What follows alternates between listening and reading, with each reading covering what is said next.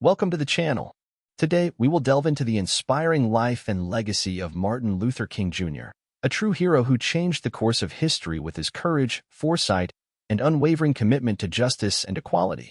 Join me as we explore his remarkable story, his dreams, and the lasting impact he continues to have on the world today. Let's get started. I don't even know where to start, man. I've read a lot of stuff on this sub, but I never thought I'd be the one typing out some twisted soap opera of my own life. So here goes. Call me M. I'm 34 now, but this started over a decade ago, when I was just a preacher's son with a hell of a voice and a belief in something bigger than myself. You probably know some of my story. What I did, the speeches, the marches.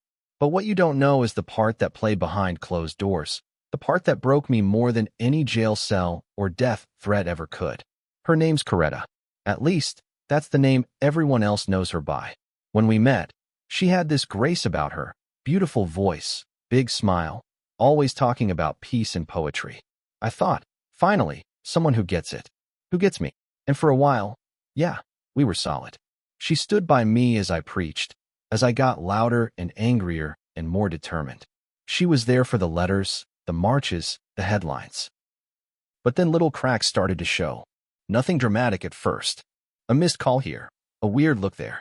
Times when she'd get real cold after I came home from organizing a protest or after a night in jail. Once, I came back to Atlanta after being gone for days, and she didn't even ask if I was okay. Just said, "You left the gas bill unpaid again." I thought maybe she was just tired. Maybe she was stressed. We had kids.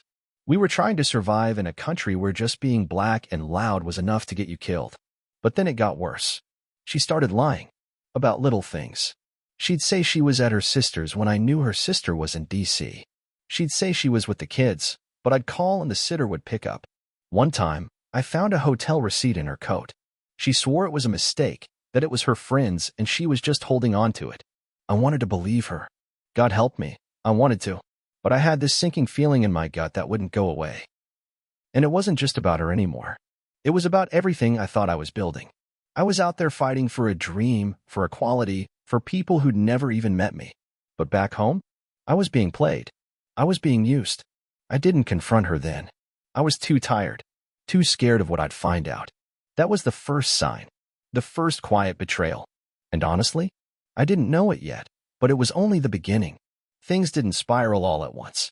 It was more like slow erosion, bit by bit, moment by moment, until the foundation cracked beneath my feet and I didn't even realize I was falling until I hit the floor. Back then, I was in Montgomery, organizing the bus boycott. A whole movement was rising from the ground up, and I was right in the middle of it. My phone was tapped. My mailbox was full of threats. Every time I gave a speech, I half expected to see a red dot on my chest. But I wasn't afraid of that. No, what chilled me was how distant she'd become. At night, I'd come home to this cold silence. She wouldn't ask about the boycott. She wouldn't mention the churches I spoke at or the rallies we held. She just looked at me like I was a ghost that walked through her kitchen. I started hearing things. Not from strangers. No, from people close to me. One of the pastors I worked with pulled me aside and said, I'm not trying to start anything, but your wife was seen with some music teacher around town. White guy? Not just talking either. Laughing close. Real close. I laughed it off. That's how deep the denial was. I told him, nah man. She's not like that. She's just stressed. But something inside me twisted when he said it. Because I knew the guy he was talking about. Charles, the voice coach. He'd visited the house once, years ago. Came to help her rehearse some classical piece. Real smooth type. Pale hands. Clean shoes. The kind of guy who wouldn't last 5 minutes on the streets of Birmingham. But she looked at him like he was the revolutionary.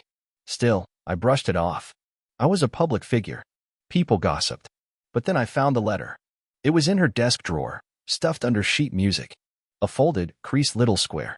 Just one sentence, written in her handwriting. You make me feel more alive than he ever has. I sat there staring at that damn sentence for hours. My hands shaking, my chest burning like I'd swallowed fire. And the worst part? She didn't even try to hide it. She wanted me to see it. Or maybe she just didn't care anymore. That night, when I finally confronted her, she didn't cry. Didn't deny it. She looked at me and said, I'm tired of being a background character in your story. I didn't sleep that night. I just sat in my office, staring at a blank page, thinking about all the speeches I gave about peace, unity, love, and realizing I couldn't even hold my own house together. After that night, nothing felt real anymore. It was like living in a play where everyone else had the script but me. She didn't deny it, didn't apologize either, just tossed that line at me. I'm tired of being a background character. Like she hadn't stood beside me on stages, like she wasn't the mother of my children, like I was some damn political machine and not her husband. I asked her flat out, "Are you sleeping with him?" And she just blinked, all calm and cold, and said, "Does it matter? Does it matter?" That hit me like a brick to the chest. I kept thinking, I've been beaten by cops, arrested more times than I can count, threatened by the FBI, and this woman sitting in front of me, was the one who truly made me feel powerless. And then she said something that'll haunt me forever. "The movement is your mistress, Martin. You gave her your soul. Don't look shocked that I gave mine to someone else." I didn't even have a comeback. Just stood there, mouth open like an idiot. Because she was right in a way.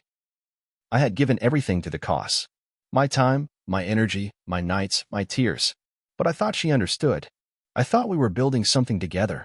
Apparently, she was building something else. I started watching her differently after that. Not like a partner, but like a stranger I had to figure out. She'd take long walks, always needing air. Her phone, when we finally got one in the house, she'd snatch it quick when it rang. She laughed again. Not with me. Not because of me. And it drove me insane. Meanwhile, the FBI kept breathing down my neck. You want to talk betrayal? Hoover himself sent me a letter telling me to kill myself. Yeah, look it up. They tried to break me. But none of that hit as hard as seeing my own wife smile at another man in the damn front yard while I was in the back reading death threats. I started writing more. Not sermons. Not speeches. Just raw pages. Prayers, sometimes. Curses, others. I didn't even know who I was writing to anymore. God? Myself? I couldn't tell. I still put on the suit. Still stood on the pulpit. Still told folks to love their enemies. But the fire in me was flickering. Because how do you preach about love when the one person who promised to love you unconditionally looks at you like you're already dead? It's wild how fast you can go from being a hero to a ghost in your own damn house. I gave the "I Have a Dream" speech in '63. You know the one. 500,000 people on the mall. People crying, hugging, holding hands like it was already the promised land. I felt alive up there, powerful, electric. Like every word mattered. Like I was finally channeling something bigger than me. But when I got home, she didn't even mention it. "No, I'm proud of you. No, you moved the world today." She just asked me if I picked up the milk. I remember standing in the kitchen, still wearing the same shoes I'd stood in front of Lincoln's statue with, and she scolding me about groceries like I hadn't just changed history. That's when I knew we weren't on the same team anymore. A couple weeks later, one of my close friends, let's call him R, sat me down at a diner and said, I didn't want to believe it. But she's been seen with Charles in public, holding hands, at a jazz club in Birmingham. Twice. I just stared at my plate. Eggs gone cold. I don't even like jazz. She never did either, not really. Said it was too chaotic. But I guess chaos started sounding romantic once she was with someone who had time to just listen. I went home that night and didn't say a word. I just watched her. Not in a creepy way, just studied her. She hummed as she did dishes. Hummed. Like she was free. Like there was no weight of the world pressing down on her. That same world I was lifting every damn day. And I thought, is this what freedom feels like for her? Me out marching, getting spit on, locked up, while she builds a life on the side. I don't know when I started cracking. Maybe it was then. Maybe it was when I saw her handwriting again, tucked in a book I was reading. Not even a letter, just a list. Groceries. Kids' shoes. Charles, meet at hotel. Like he was a dentist appointment. That's when it shifted from sadness to rage. Pure, boiling rage. Not just at her. At myself. For being so blind. For thinking a dream could save me from betrayal. Because dreams fade. And when they do, you're left with the cold light of morning and a woman you barely recognize. It's a strange thing, being worshipped by the world and unwanted in your own home. I couldn't walk a block in DC or Atlanta without someone stopping me. "Dr. King, you changed my life. Dr. King, thank you for your courage." They'd shake my hand like it was sacred. But at night, I'd lie in bed next to a woman who wouldn't even look at me. She started sleeping facing the wall. Wouldn't touch me. Wouldn't even flinch if I got close. One night, I finally snapped. I said, if you hate me so much, why are you still here? She didn't shout, didn't cry, just said, because it would look bad for you if I left. Let me tell you, that cut deeper than any prison bar ever could. So now I had to keep up appearances. The perfect wife beside the perfect preacher. But inside, we were rotting. I'd come home from strategy meetings and find her out. Always out. One of the kids asked me, is Mommy mad at you? And I had no idea how to answer. How do you explain betrayal to a child? I started drinking a little. Nothing heavy. Just enough to numb the edge. That edge got real sharp after I found her second note. This one was left in my jacket pocket. I don't know if she meant to leave it there, or if she was daring me to find it. It said, you talk about peace, but you bring war into every room you enter. I stared at it for an hour, just trying to feel something other than rage. I had given my entire being to nonviolence, and here she was telling me I was the war? I thought about confronting Charles. Just showing up at one of his dumb piano recitals and calling him out in front of the audience. But I didn't. Not because I'm the bigger man.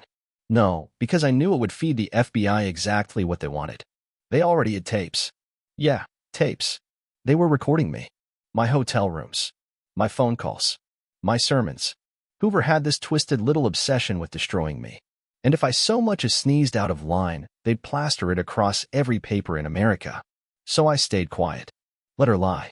Let her smile in public and scowl in private. I smiled too. For the cameras. For the people. But inside, I was hollowing out. I had a Nobel Peace Prize on the way and a woman in my house who wouldn't have cared if I disappeared. That's when I realized I was a symbol to the world and a ghost to the one person I should have meant everything to. When I won the Nobel Peace Prize in '64, you'd think it would have felt like some kind of redemption. A win. A moment of validation for years of marching, beatings, jail cells, and buried friends. It didn't. I stood on that stage in Oslo, giving this speech about brotherhood and hope, about light pushing back the darkness, and all I could think was, she's not proud of me. When I got back home, there was a little crowd, sure. A parade. Some press. They wanted pictures of us smiling. Her in her coat and pearls, me holding the medal. Picture-perfect black excellence. But later that night, I gave her the medal in a velvet box. You know what she said? You want it alone. Don't act like we earned it together. I just stood there, stunned, the box still in my hands. I didn't even have the strength to argue. She turned around and left me standing in the living room. That night, she didn't come to bed. Slept in the guest room. No explanation. No excuse. Just a closed door, like the Nobel didn't mean a damn thing.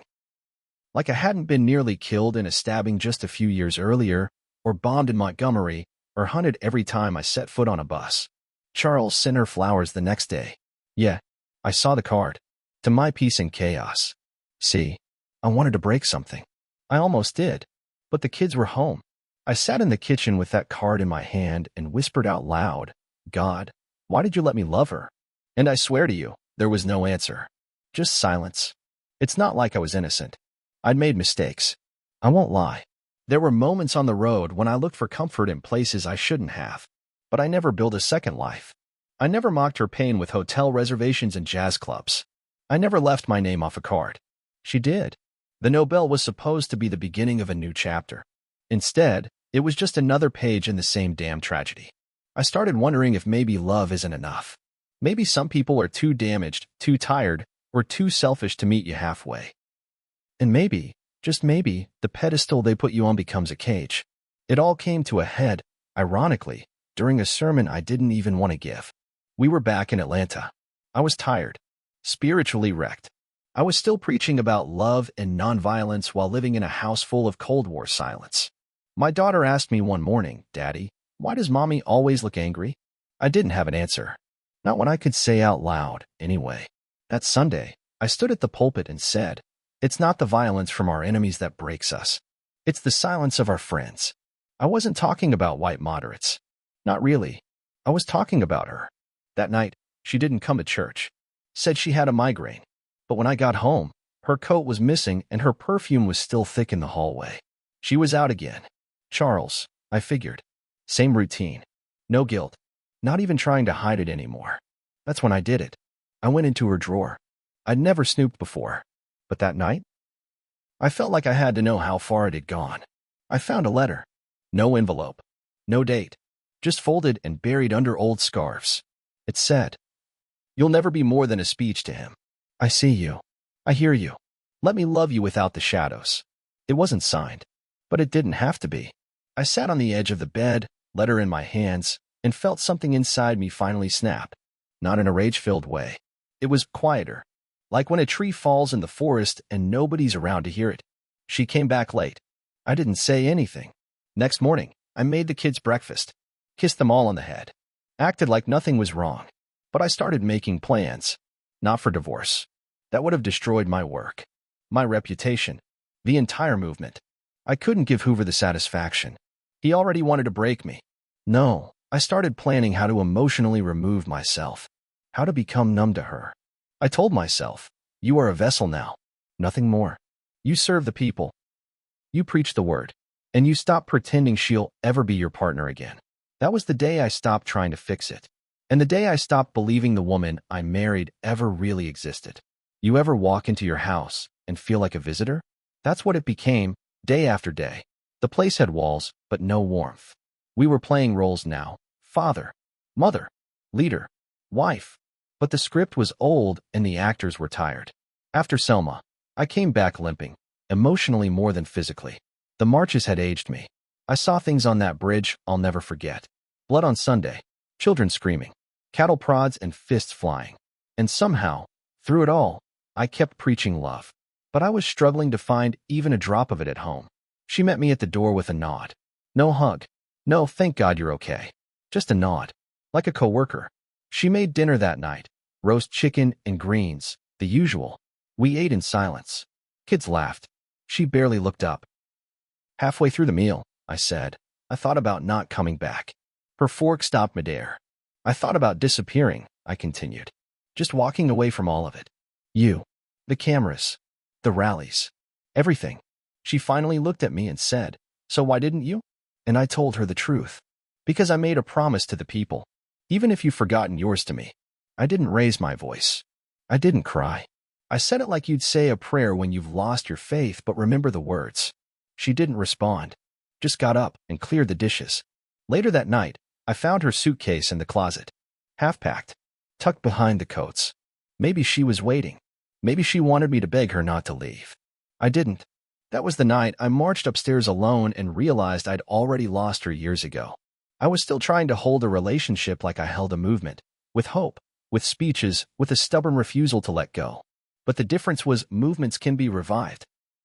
Marriages like this? They just quietly die. The walls had ears. I knew that. I'd known it since '63. The FBI didn't just tap my phones, they wired my hotel rooms, tracked my movements, even followed my friends.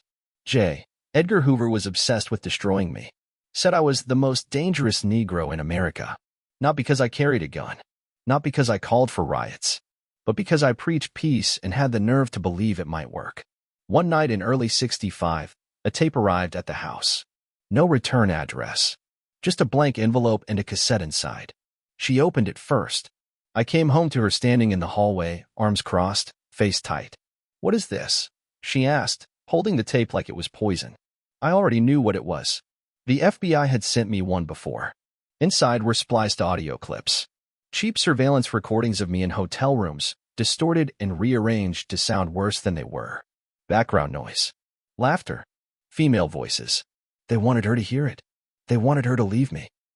She hit play before I could stop her. The tape hissed to life. Then voices, grainy and muffled.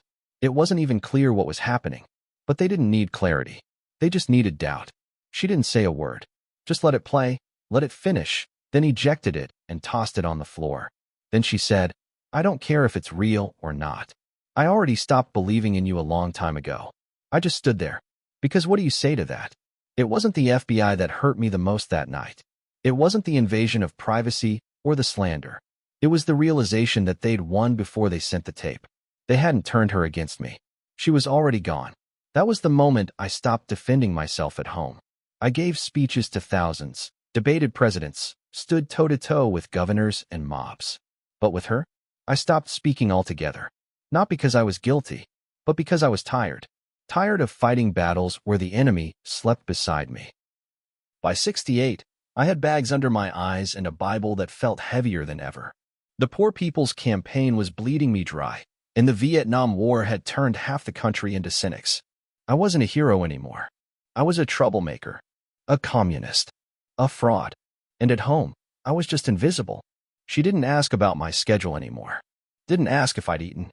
Hell, she didn't ask if I was alive. The suitcase I found in the closet months earlier? Still there. Still half-packed. Some nights I'd catch her looking at it, like she was trying to remember why she hadn't finished the job. Charles was gone by then, at least physically. But his ghost? He stayed. In the tension. In the eye rolls. In the perfume that changed without warning because someone else had probably liked it. I stopped caring. Not in a bitter way, but in a drained way. I started wondering if Memphis could be more than just a campaign stop. What if it was a way out? A place I could disappear in to start over? Maybe I'd take up a new name. Become some preacher in the hills where nobody cared about Nobel Prizes or wiretaps. I started dreaming about it. Waking up in cold sweats, imagining what it would feel like to walk away from everything, her included. And yet, every time I packed a small bag, I unpacked it. Every time I booked a hotel for one night too long, I canceled it. Because I kept hoping anything would feel like home again. But it didn't. So when the call came that the sanitation workers in Memphis needed support, I said yes without hesitation. People thought it was about civil rights, about workers' dignity. And it was.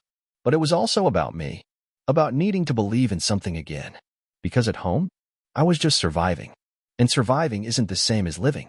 The night before the assassination, something felt different, like the air was thicker than usual. We were staying at the Lorraine Motel in Memphis. I was exhausted. I could barely hold a coherent thought, let alone a sermon. She wasn't with me. She had important business back home. No goodbyes. No calls. I sat on the balcony that evening, staring out at the street below. The city was restless. So was I. I thought about the journey, the marches, the speeches, the betrayals, the lies. The endless balancing act of being a leader for the world, but a stranger in my own house. I wrote a letter that night. Not a speech. Not a sermon. Just a letter to my kids. In it, I told them that sometimes life is messy, that people you love can hurt you. That strength doesn't mean never falling. It means getting back up, again and again. I never sent that letter. The next morning, as I stepped onto the balcony, I felt a strange calm. Like maybe the struggle was over. Like maybe I could finally rest. And then the shot rang out. When they told me I was gone, I couldn't believe it. Not because I thought I was invincible. Far from it. But because I was ready to keep fighting, to keep loving, to keep hoping. Instead, I left behind a broken house. She showed up at the funeral like a shadow, quiet, distant, and colder than I ever remembered. No tears. No stories. Just a nod and a stiff handshake. The kids were crushed. Confused. Angry. And me? I was stuck in between. A ghost watching the family I never quite had. The betrayal didn't die with me. It lived on.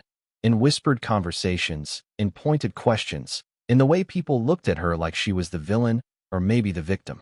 Years later, one of my closest friends told me something that cut deeper than any knife. You carried the weight of the world on your shoulders. But at home, you carried the weight of her lies too. I never knew how to respond. Maybe it was true. Maybe love and truth aren't always enough. After the funeral, everything felt like walking through fog. The kids were angry, confused, and hurting. They asked questions I couldn't answer. Where was Mom? Why did Daddy never come home? Why did things feel broken? She stayed quiet. Too quiet. There were rumors about her affairs, about the lies she told friends and family, about how she blamed me for everything, even after I was gone. I remember one afternoon, sitting alone in my study, realizing that the war I fought publicly was nothing compared to the battles at home. I learned that sometimes, the people closest to you can be the hardest to trust. I also learned that forgiveness doesn't come easy, and sometimes it doesn't come at all. The kids grew up fast, carrying pieces of me and pieces of her bitterness in their hearts.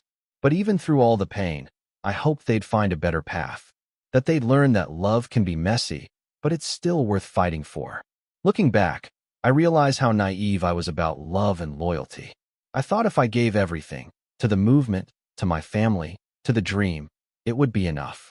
But love, real love, is messy. It's not just about grand speeches or noble causes. It's about honesty, about seeing the hard truths no one wants to face.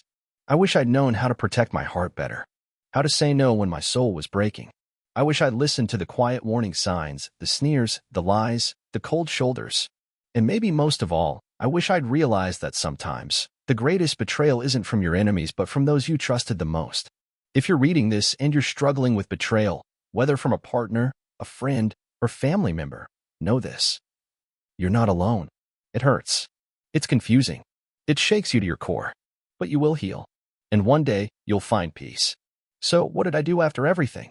I chose to focus on what I could control, my purpose, my voice, and my healing. I didn't try to fix what was broken at home because some things just can't be fixed, not by love alone. Instead, I poured my energy into my children, into my community, and into the cause that had always been my anchor. I learned to set boundaries, to protect my heart without shutting it down. And most importantly, I learned to forgive not for her, but for me. To let go of the anger that kept me chained to pain. If you're going through something similar, here's what I'd say. Trust your instincts. If something feels off, don't ignore it. Don't be afraid to walk away. Sometimes survival means leaving behind people who hurt you. Focus on your healing. Therapy, friends, faith, whatever helps you reclaim your peace. Remember, betrayal says more about them than about you. And finally, keep loving. Not blindly, but bravely. Life isn't perfect. People aren't perfect. But you deserve truth, respect, and kindness, even if it means standing alone for a while. Thanks for reading my story. I hope it helps someone out there.